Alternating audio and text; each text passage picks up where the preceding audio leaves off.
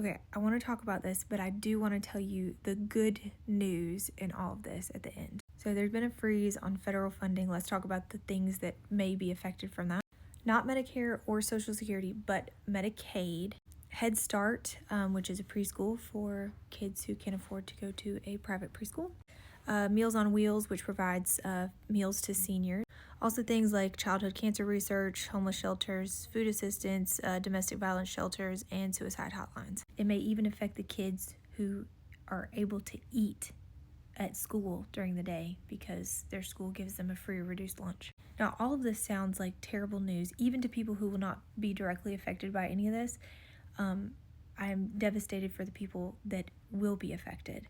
But the great news is that we should not notice any needs not being met during this time. And that is because the people who wanted or voted for these types of things overwhelmingly did so because they consider themselves to be Christian.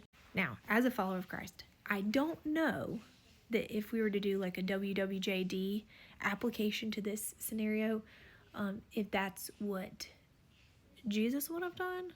But there are so many people who knew that this was the right way to go because of the Bible. And as a fellow follower of Jesus, I know that this is in our book, along with many, many, many other passages of Scripture that support what we should be doing in times like these.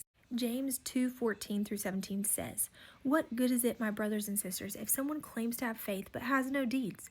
Can such faith save them? Suppose a brother or sister is without clothes and daily food. If one of you says to them, 'Go in peace, keep warm and well fed,' but does nothing about their physical needs, what good is it?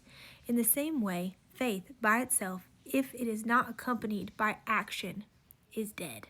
So during this time, what you should expect: huge volunteerism. People are going to be coming into those domestic violence shelters, working for free.